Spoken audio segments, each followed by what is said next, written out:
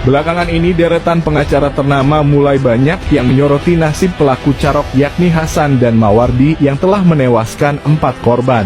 Deretan pengacara itu mulai melakukan segala upaya pembelaan kepada Hasan dan Mawardi dengan alasan bahwa Hasan dan Mawardi sama sekali tidak sepantasnya mendapatkan vonis hukuman penjara seumur hidup.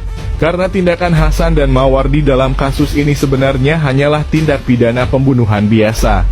Bukan hanya pengacara Muhammad Firdaus dan Nugroho Widodo saja yang saat ini tengah membela Hasan dan Mawardi, melainkan pengacara ternama anak buah Hotman Paris yakni Acong Latif pun mulai turut melakukan pembelaan kepada Hasan dan Mawardi. Dalam akun TikToknya, Acong Latif mengatakan bahwa Hasan dan Mawardi tidak selayaknya harus menerima vonis penjara seumur hidup karena tindak pidana mereka hanyalah tindak pidana pembunuhan biasa. Banyak beberapa ahli hukum berpendapat terkait ancaman hukuman pelaku carok yang terjadi di Madura kemarin. Nah, ada yang berpendapat itu adalah pembunuhan berencana karena dia pulang dulu ke rumah ngambil celurit untuk merencanakan carok atau merencanakan pembunuhan dengan ancaman hukuman mati atau hukuman seumur hidup. Namun pendapat lain itu merupakan pembunuhan biasa. Termasuk saya berpendapat itu adalah pembunuhan biasa. Walaupun dia pulang ke rumah ngambil celurit, namun itu tidak direncanakan. Dia ngambil celurit ke rumah itu merupakan spontan. Karena ada kejadian saat itu. Dia papasan di jalan, cekcok, ditempeleng, dan suruh ambil celurit untuk adu duel. Sehingga dia pulang ke rumahnya. Nah, itu tidak bisa dikatakan berencana. Itu spontan. Kalau berencana, harusnya dia menyiapkan terlebih dahulu. Punya niat terlebih dahulu, misalnya 2 jam sebelumnya. Menyiapkan celuritnya, menyiapkan caranya. Ini kan kejadian setelah cekcok, masih termasuk serangkaian cekcok tadi. Sehingga tidak bisa dikatakan pembunuhan berencana dengan ancaman hukuman mati atau ancaman seumur hidup penjara. Tapi dia menurut saya diancam hukuman pembunuhan biasa dengan hukuman maksimal 15 tahun penjara. Kenapa Hasan Busri dan adiknya ini harus dibebaskan ya? Ini dengar baik-baik nih. Pasal 49 KUHP ya ayat 2 itu sudah menjelaskan setiap orang membela dirinya secara terpaksa. Ayat 1 pun ada menjelaskan bahwa ketika diserang kehormatannya, kesusilaan dan lain-lain. 49 KUHP itu coba maknai. Ya. Ini membela diri dengan terpaksa. Coba kronologisnya, Anda lihat kronologisnya. Ya. Almarhum pelaku ya yang sudah menjadi korban saat ini.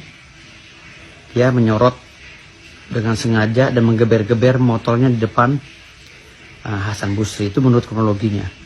Lalu Hasan Busri menegur, mau kemana kak? Lalu almarhum turun menampar, menyekek, lalu ngeluarin celurit. Akhirnya terjadi perdebatan, dipisahi oleh masyarakat dan Hasan Busri pulang untuk membela diri karena ditantang. Saya tidak akan kemana-mana, saya tunggu di sini. Nah setelah Hasan Busri ambil celurit, balik lagi ke tempat, ternyata benar menunggu dengan kawan-kawannya 10 orang. Lalu yang menyerang 5 orang, menyerang duluan loh mereka 5 orang. Gitu. Artinya di sini udah ada niat untuk membunuh Hasan Busri dari si korban. Dan Hasan Busri juga sudah menjadi korban karena ditampar lebih dulu oleh si korban ini yang namanya Matanjar. Nah ini sudah nggak mungkin bisa dipidana Hasan Busri. Nggak bisa. Apapun dalilnya tidak bisa dan harus dibebaskan karena perintah undang-undang harus dilaksanakan. Kalau mengacu pada pasal 184 KUHP ya, ayat 2 tentang keributan atau terjadinya pergulatan atau pergumulan ya itu ancamannya hanya 1 tahun sekian kok, nggak bisa dipidana juga, nggak bisa ditahan juga, itu nggak bisa ditahan juga karena ancaman hukuman di bawah 5 tahun tidak boleh ditahan, dilakukan penahanan dalam proses penyelidikan itu kalau mengacu pada pasal 184 KUHP ayat 2 itu. Jadi caroknya betul masuk ke pasal 184. Tapi mensreanya siapa yang duluan?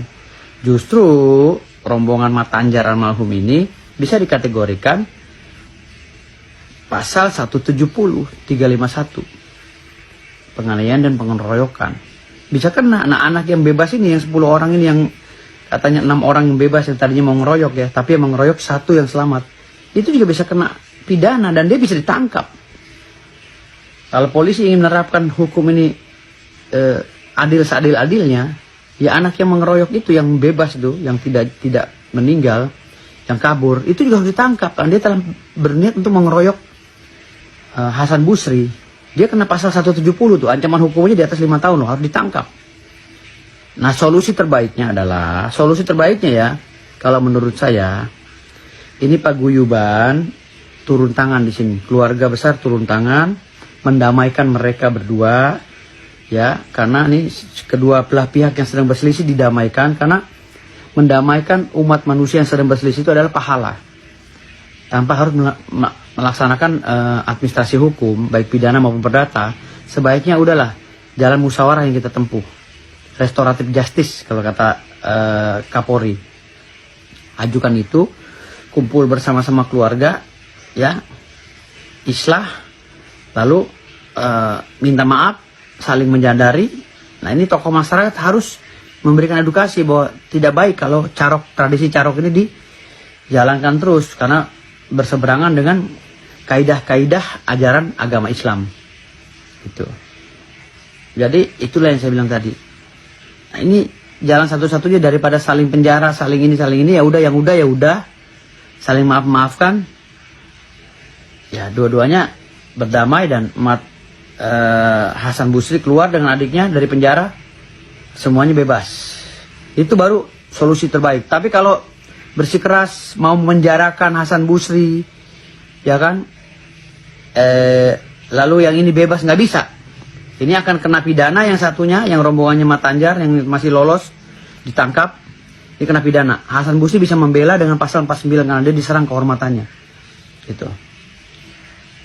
Diserang kehormatannya, kesusilaannya, diserang nyawanya, dan dia membela diri secara terpaksa.